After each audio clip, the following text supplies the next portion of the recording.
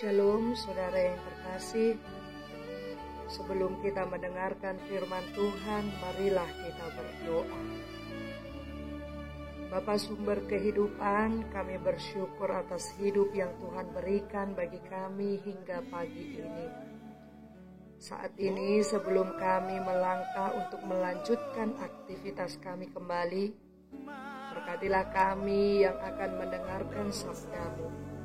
Biarlah firman yang kami dengar membawa kami kepada pengharapan dan kekuatan dari Tuhan.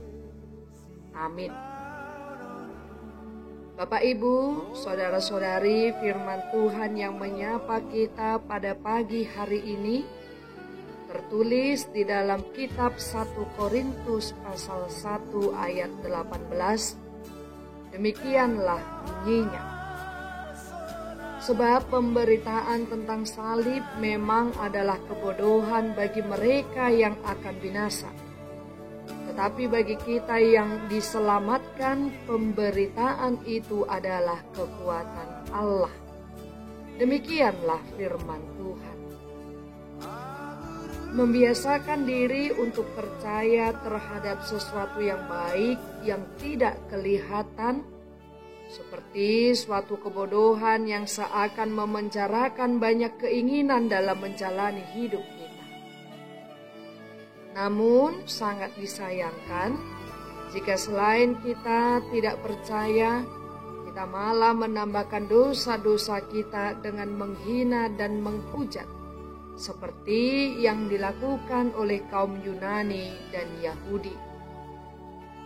Cukup menarik kalau kita bisa membaca dari awal keseluruhan dari perikop ini, di mana orang Yunani yang sangat berpengaruh di saat itu, yang selalu mengandalkan pemikiran yang logis, sehingga mereka berpikir bagaimana caranya bahwa salib adalah keselamatan dari Allah. Sedangkan Yahudi, mereka menganggap bahwa hal ini adalah sebuah penistaan agama, di mana Yesus mengatakan bahwa dirinya adalah anak Allah. Kita melihat bahwa ini adalah salah satu statement dari Rasul Paulus yang membahas tentang salib, serta menjawab tanggapan dari kaum Yahudi dan Yunani yang sangat bertolak belakang dengan yang dimaksudkan oleh Rasul Paulus. Memang secara logika, bagaimana mungkin seseorang yang mati di kayu salib dapat menyelamatkan dosa manusia? Apalagi di situasi itu bahwa salib bagi bangsa Romawi merupakan suatu hukuman yang paling keji yang ditujukan pada para penjahat, pengkhianat negara, pembunuh, dan lain sebagainya. Tentu secara akal sehat kita akan berpikir demikian. Bagaimana bisa ya orang yang disalib dapat menyelamatkan manusia? Berangkat dari sinilah kita dapat melihat bahwa logika manusia sangat berbanding terbalik dengan Allah yang penuh hikmat. Hikmat manusia mencoba menelaah semua ciptaan Tuhan yang dapat terlihat olehnya. Kemampuan manusia ada batasnya untuk menelaah semua kebaikan yang Tuhan perbuat. Diibaratkan seperti satu tetes air dibandingkan dengan lautan yang begitu luas. Allah telah merencanakan keselamatan manusia dengan luar biasa, yaitu dengan mengorbankan anaknya yang tunggal itu, yaitu Kristus Yesus. Yang seharusnya itu penderitaan yang sangat berat itu dilalui oleh manusia, namun tak ada satupun dari kita yang sanggup untuk melewati hal tersebut. Salib merupakan tanda bukti dari Allah yang mempunyai arti yang begitu mendalam. Pusat dari salib itu adalah Yesus Kristus yang menyatakan kepribadian serta kekuatan dari Allah Bapa yang diterangkan dalam hal ini. Dengan dasar ini manusia diperdamaikan dengan Allah.